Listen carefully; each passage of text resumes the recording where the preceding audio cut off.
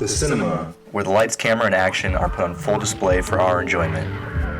And whether you love the theaters or not, I've been recently faced with a pill that's been rather hard to swallow. They're dying. Box office sales have been on the decline for years now, leaving us with the question of why. 96.59. That's right, the new kid on the block, Netflix, has thrown a wrench into the entire movie industry, completely revolutionizing the way we consume media. The rise of streaming platforms gives me great concern for an industry that I care deeply for. I fear for consumers that as the medium changes, so will too the content we consume. The way in which we choose to consume media can make a tremendous difference in not only the quality of our experience, but also what we take away when the credits roll. I love the experiences I've had visiting the cinema.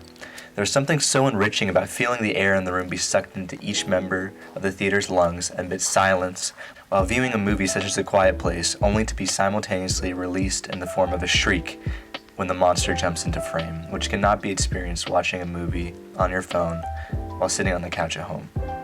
Canadian philosopher and communications theorist Marshall McLuhan, albeit proposed in 1964, put forth ideas applicable and useful for understanding our current relationship with the media we consume.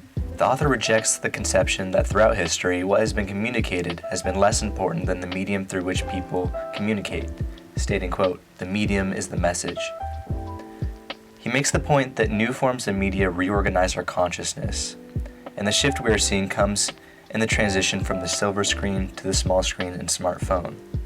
In his day, he was referring to the great shift in media from print to electronic media, particularly the television. He described printed media to be hot media, an intense one-way unloading of high-definition information into the mind.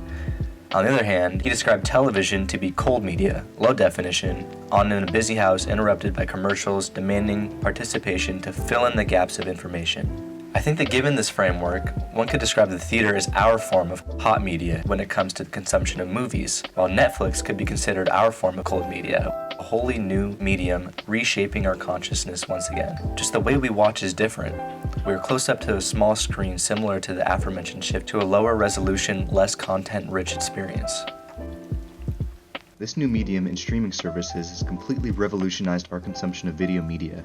They've created an incredibly cheap and accessible alternative to the theater that contains diverse portfolios of work that would have cost thousands of dollars, if not hundreds of thousands of dollars, to access if one were to purchase each TV show's individual box set or every movie's DVD. While these streaming services have their own benefits, it does not come without consequence. I've found that even though these platforms provide an expansive list of choices of things to watch, many of my peers find comfort in returning to watch the same shows and movies they know that they like instead of pushing their skills as a movie watcher. I think that much like reading, there are different types of movies that require different levels of cinematic comprehension, and when people return to rewatch things they are familiar with, they fail to grow. English professor and author Thomas Foster even wrote in a book titled Reading the Silver Screen, which makes connections between the theatrical and reading experience while explaining how one can acquire a greater understanding and comprehension of the movies they consume. There are many directors I go running to the theaters to go see because I know they are the ones that will push beyond the standard confines of genre to create something that challenges film to be something more than it already is. I'm a big fan of the horror genre these days, and you got players like Ari Aster and Jordan Peele changing the game. They force me to consider conventionality and tropes and how new forms of displaying information while subverting those established tropes can enhance my own experience by contrasting what I knew with what is being shown.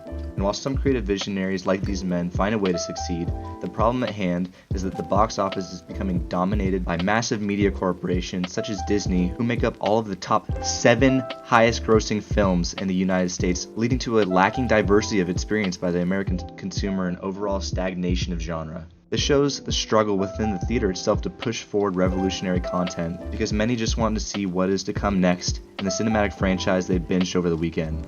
From this, we see just how the medium of using a streaming service instead of the theater leads to a shift in the content of the box office itself, enabling the streaming giants and mega corporations to keep pushing their widely consumable, bland content to the masses. Some, such as Edward Norton, would even go as far to say that the fall of the theaters is largely its own doing. Norton claims that the theater chains are destroying the theatrical experience.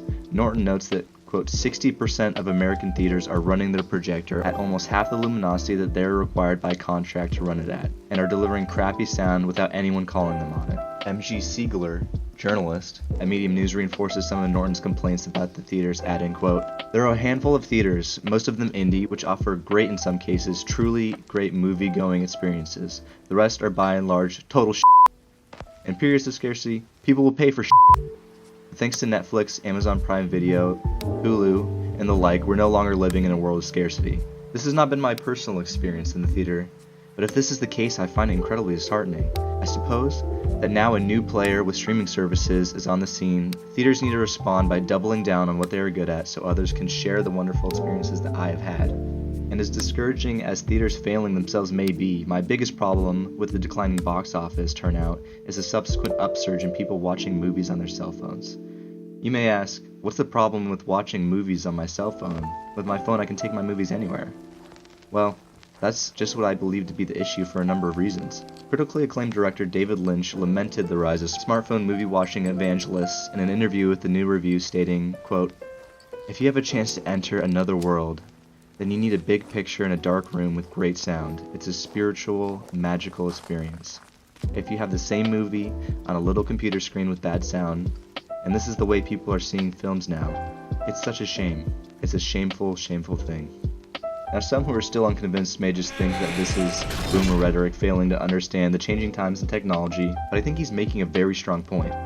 Visiting a theater to watch a film creates a surreal sense of immersion that lets you escape from the distractions of everyday life, not being interrupted by a Snapchat notification or humming lawnmower in your backyard. It drives me bonkers when I see my sister scrolling Instagram while watching a movie at home, because so much of the experience is lost, and it becomes apparent how easy it is to lose focus outside of a theater. Films were made to be watched on a large screen, and each time a movie is formatted to a different platform, the quality is lost. A phone or even home theater is not able to rival the sound or video quality produced at the cinema, or even come close to replicating the experience it creates. For me, sitting in a red velvet seat with the striped bag of overpriced popcorn and an ice-cold soda for 2 hours to experience something new with a group of mostly strangers creates that spiritual, magical experience that David Lynch describes. As threatening as all this seems to what I love, I am not without hope. I believe that there will always be a market for passionate moviegoers looking for something more than your standard run-of-the-mill superhero film in a theater to see it in. The experience of the cinema has had a transformative experience on my own life, and if you care about what you watch and the way you consume media, go to the theater, buy yourself some popcorn, and consume the films you love in the way they were meant to be seen. Support the movies and creators that capture your imagination, and don't let yourself settle by waiting for the latest release to pop up in your Netflix feed.